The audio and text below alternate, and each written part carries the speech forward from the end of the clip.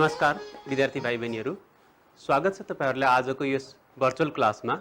आज फेरि तपाईहरुको अगाडि म आइसकेको छु। विज्ञान शिक्षक म मुकेश कर्ना, क्लास 9 को फिजिक्स अर्थात् भौतिक शास्त्र अन्तर्गत बल, जसलाई हामी इंग्लिशमा फोर्स पनि भन्छौं, यो पाठलाई लिएर फेरि आइसकेको छु म। यो पाठमा हामीले लगभग धेरै नै चर्चा गरिसकेका छौं। धेरै चर्चा परिचर्चा गरिसके पछाडि अब हामीले यस पाठलाई केही अगाडि बढाएर सकभर प्रयास गर्नेछौं कि आज यसलाई हामी टुङ्गो लगाएर फेरि अर्को क्लासमा हामी नेक्स्ट च्याप्टरतिर जाने प्रयास पनि गर्नेछौं। त्यसका लागि आजको कक्षा महत्त्वपूर्ण हुनेछ। हामी सबैजनाले के गर्नेछौं त भन्दाखेरि थ्योरी पार्टलाई चाहिँ लगभग आज सक्नेछौं। त्यस्तो पर्यो भनेदेखि हामीले न्युमेरिकलको लागि हामी फेरि पछि हेरौँला। तर तपाईहरुलाई म आग्रह गर्न चाहन्छु कि फोर्स भन्ने पार्टमा पछिल्लो क्लासमा मैले के पढाएको थिएँ त हेर्नुस् है। मैले न्युटन्स लहरु पढाएको थिएँ। न्युटन्स फर्स्ट ल पढाएको थिएँ। त्यसरी नै मैले न्युटन्स सेकेन्ड ल पढाएँ। त्यो भन्दा पहिला मैले इनर्सिया पढाएको थिएँ र इनर्सिया र त्यसको टाइप्सहरु पढाएको थिएँ भने त्यस पछाडी मैले न्युटन्स फर्स्ट ल र सेकेन्ड ल लाई चर्चा गरेको थिएँ। तर यो सेकेन्ड ल को बारेमा हामीले यसको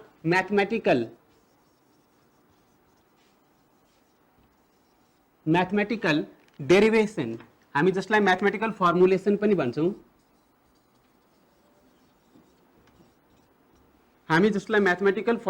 भन्छौं, अथवा त्यसलाई हामी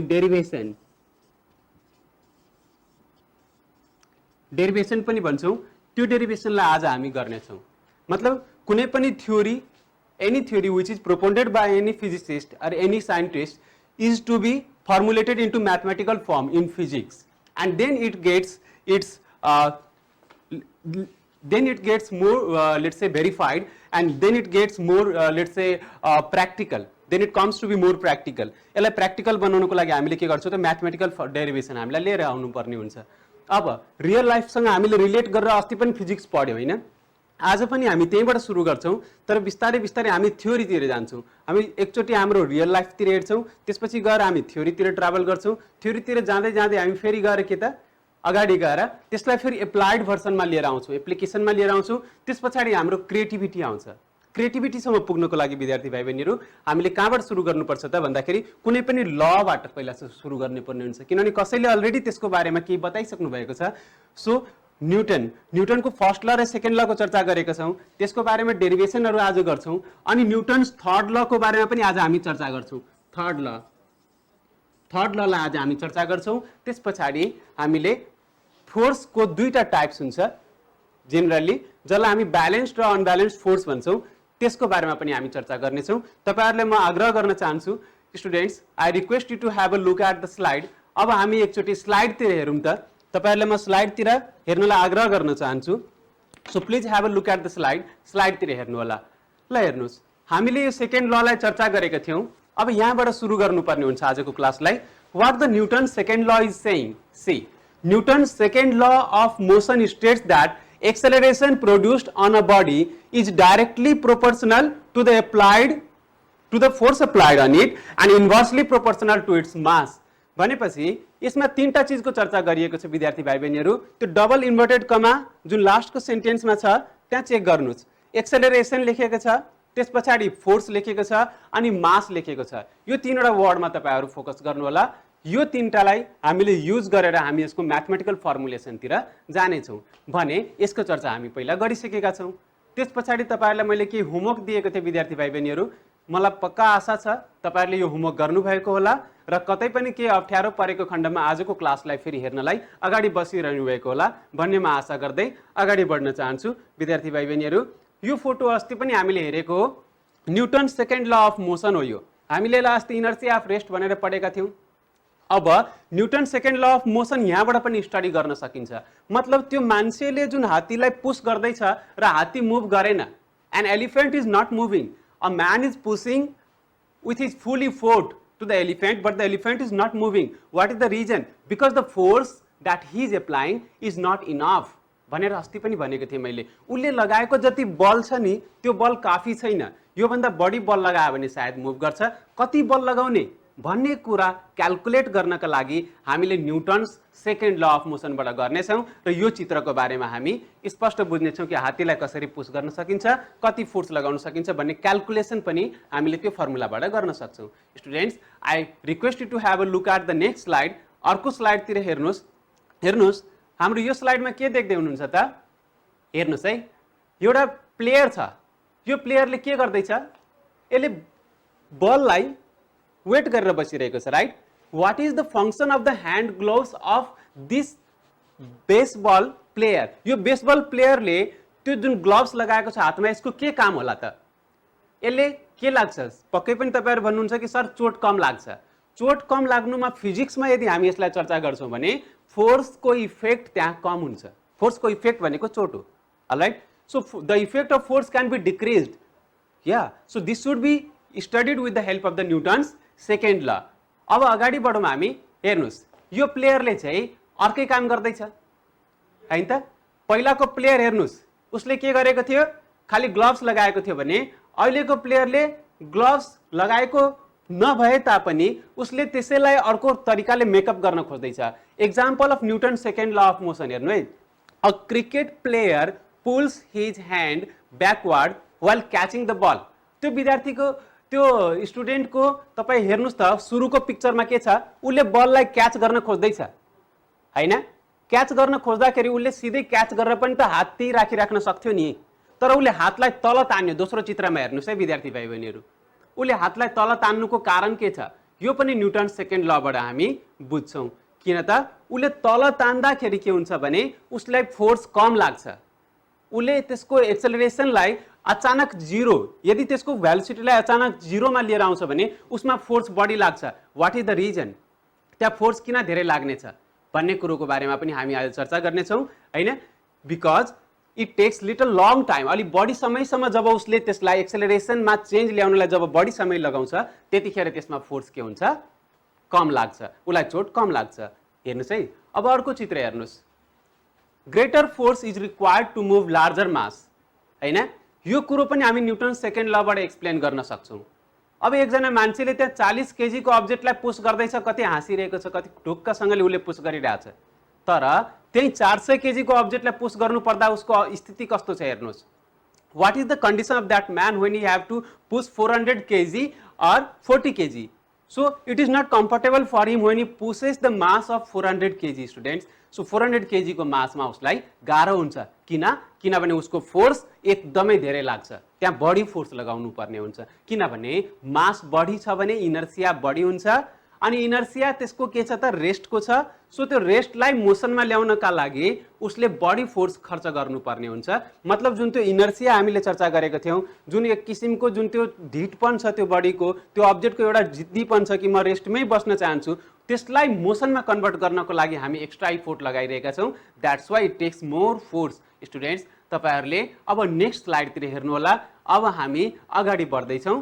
please have a look at this slide. यसमा पनि हेर्नुस्, एकजना मान्छेले एउटा ठेलालाई तान्दै छ, त्यो ठेलामा अब्जेक्ट भारी कम छ, अर्को ठेलामा बढी छ। So to get the wagon to accelerate you have to apply a pull force. तान्नु पर्छ, त्यो त सबैलाई थाहा छ, यो वागनलाई मुभ गर्नलाई तान्नु पर्छ।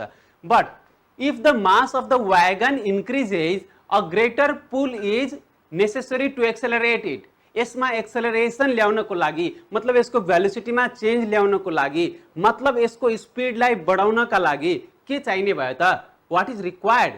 Extra pull force, greater pull force चाहिने रहेछ भन्ने कुरा यो पनि कसले बताउँछ? Newton second law. अब न्युटन सेकेन्ड ल को यति धेरै हामीले डायग्राम हेरिसक्यौं, यो नेक्स्टमा यसले भन्न के खोजिरहेको छ त न्युटन सेकेन्ड ल ले? So let's have a look at कि न्युटन सेकेन्ड ल ले हामीलाई म्याथमेटिकल डेरिवेसनमा के चीज देखाउँछ। So what is written there? अब हेर्नुस् त यो स्लाइडमा, mathematical representation or derivation of Newton second law of motion. Newton को सेकेन्ड ल अफ मोसन को डेरिवेसन कसरी गर्छौं हामी विद्यार्थी भाइ बहिनीहरु? तपाईहरु स्लाइड को हुन सक्छ के गर्न सक्नुहुन्छ भने you can have a look at, you can just look at the slide. त्यहाँ हेडिङमा के लेखेको छ भने mathematical representation of Newton second law of motion. Mathematical representation of Newton second law of motion भन्नाले तपाईले के बुझ्नु भयो त सेकेन्ड ल अफ मोसन को तपाईको के त it is the mathematical derivation all right so mathematical derivation को लागि तपाईहरुलाई म एकछिन यतातिर ध्यान आकर्षण गर्न चाहन्छु तपाईहरु एकछिन व्हाइट बोर्ड तिर हेर्नु होला I request you to have a look at the whiteboard तिर हेर्नु होला तपाईहरुलाई म जस्तो Newton's second law of motion ले के देखाउँछ त हेर्नुस् सी हियर फोर्स को बारेमा बताउँछ फोर्स भनेको के रहेछ भन्ने कुरो बताउँछ है so if it is explaining us about the force look at here see जस्तो कि यदि हामीले बडी को मास बढायौं भने एक्सेलरेसन घट्छ so here what we do is acceleration is inversely proportional to mass and acceleration is directly proportional to the force. यसलाई म equation 1 र इक्वेसन 2 दिन सक्छु दुईटैको कम्बाइन गरेर कम्बाइनिङ 1 and 2 हामी के गर्न सक्छौं त acceleration is directly proportional it is the proportional to f by m र यसलाई हामी डिराइभ गर्न सक्छौं जसबाट हामी f is equal to ma भन्ने डेरिभेसनलाई पूरा गर्न सक्छौं विद्यार्थी भाइ बहिनीहरु we can complete this derivation how अब तपाईहरुलाई म एउटा सानो आग्रह गर्न चाहन्छु कि यही स्लाइडलाई यसलाई मैले स्लाइडमा बनाएर लिएर आएको छु तपाईहरुलाई यो नोट सार्न सजिलो हुन्छ र समय पनि बच्छ सो त्यसकारणले तपाईहरु एकचोटी स्लाइडमा हेर्नु होला म तपाईहरुलाई आग्रह गर्न चाहन्छु यो जुन चीज मैले अहिले भर्खर एक्सप्लेन गरे त्यो चीज तपाईहरुले स्लाइडमा पनि भेट्नु हुनेछ please have a look at हेर्नुस् mathematical representation or derivation of Newton second law of motion हैन त्यो Newton second law of motion को म्याथमेटिकल के हो त डेरिभेसन हो अब यसको के लेखेको छ according to Newton second law of motion हामीसँग के छ हेर्नुस् है के लेखेको छ acceleration produced on a body is directly proportional to the force applied on it मतलब a is directly proportional to f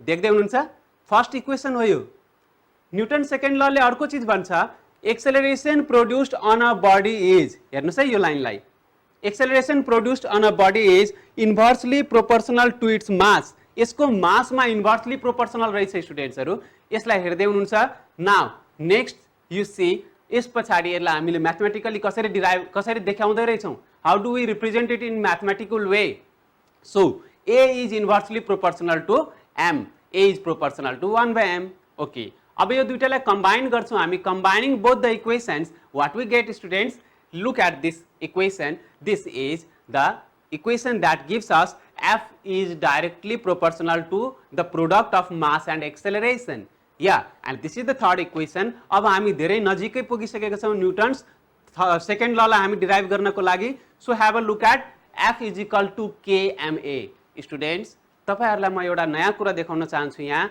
हेर्नुस् माथिको इक्वेशनमा के थियो 3 number इक्वेशनमा f is proportional to ma यो 9 क्लासमा तपाईहरुले यो पहिलो चोटी फेस गर्दै हुनुहुन्छ you are facing it first time यदि त्यो प्रोपोर्शनालिटी साइनलाई इक्वल टु मा कन्भर्ट गर्नु छ भने हामी नम्बर अफ एक्सपेरिमेन्टलाई कन्डक्ट गर्छौं र त्यो एक्सपेरिमेन्टल भ्यालुबाट हामी एउटा कन्स्ट्यान्टलाई यहाँ लिएर आउँछौं त्यो कन्स्ट्यान्ट भनेको तपाईको के हो यु क्यान लुक एट के हेर्नुस् है के इज अ कन्स्ट्यान्ट अब हेर्नुस् यो के को भ्यालु यदि मानिलियौ हामीले क्याल्कुलेट गर्यो भने धेरै यस्ता एक्सपेरिमेन्टमा हामीले कन्डक्ट गर्यौं अनि एसआई युनिटमा हामी लियौं भने के लेखेको छ हेर्नुस् त the value of constant k in SI unit is 1 so the above equation becomes अब सोच्नुस् त यो माथिको इक्वेशन जस्ट माथिको पिंक कलर को जुन लाइन छ त्यो भन्दा जस्ट लाइन एक लाइन माथि हेर्नुस् f is equal to kma लेखेको छ नि यो k को भ्यालु यदि 1 भयो भने हामी के गर्छौं त k को भ्यालुलाई 1 पुट गर्यो भने f is equal to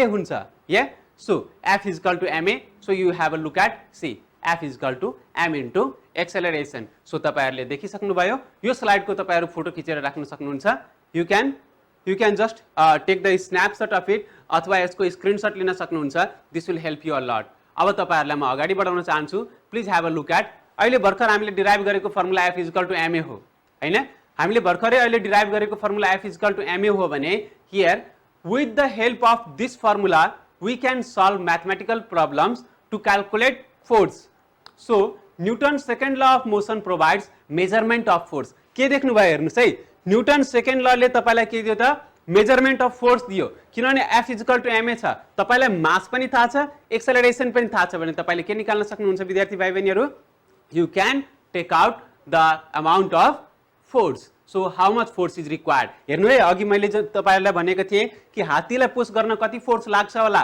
हो यो फर्मुलाबाट निक्लिन्छ। हात्तीको कति मास छ, कति केजी छ, र तपाई कति फास्ट, कति एक्सेलरेसन उसलाई दिन चाहनुहुन्छ, कति क्विक उसलाई मुभ गराउन चाहनुहुन्छ, हो त्यो अनुसारको फोर्स लगाउनु पर्छ। प्रोडक्ट गरिदिनुस्, फोर्स र मासलाई मल्टिप्लाई गरिदिनुस्, तपाईले के भेट्नुहुन्छ त, फोर्स कति चाहिने रहेछ भन्ने कुरा बुझ्नुहुन्छ।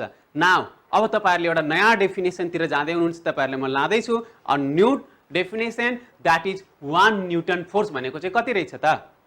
What do you mean by 1 newton force? ल माथिको फर्मुलामा हेर्नु है, F is equal to ma। अब यदि मास पनि 1 केजी र एक्सेलरेसन पनि 1, मास र एक्सेलरेसनको म्याथमेटिक्स लगाउँ त अब एकछिनको लागि। मासको भ्यालु 1 राख्दिनुस्, एक्सेलरेसन पनि 1 राख्दिनुस्, के आउँछ? 1 into 1 1 into 1 1 आउँछ। सो फोर्स भनेको 1 न्यूटन हुने रहेछ। यसैलाई हामीले डेफिनेसनमा के लेख्दै छौं? How do we do that? Let us see here. So how do we do this? तो force is equal to mass into acceleration, so 1 into 1. Now 1 Newton force is equal to what? See, the force which produces 1 meter per second square acceleration in a body of mass 1 kg is called 1 Newton. The force which produces 1 meter per second square acceleration in a body of mass 1 kg is called 1 Newton. भर्खरै हामीले यसलाई हेरेको थियौं students. So अब हामी अगाडि बढ्दै छौं। हेर्नुस् है, this is what we say, this is Newton's second law of motion. यसको बारेमा अलिकति सानो छलफल छ अब यहाँ। अब हामीलाई टुङ्गो लगाएर अगाडि बढ्छौं। So what you see, acceleration मतलब एक्सेलरेसन लगायो भने कुनै पनि मासमा एक्सेलरेसन दिनको लागि फोर्स चाहिन्छ। सो एउटा सेन्टेन्स हेर्नुस्, त्यहाँ माथि के लेखेको छ? Newton second law of motion acceleration. त्यसको मुनि के लेखेको छ भने अनब्यालेन्स्ड फोर्स प्रोड्युस मोसन।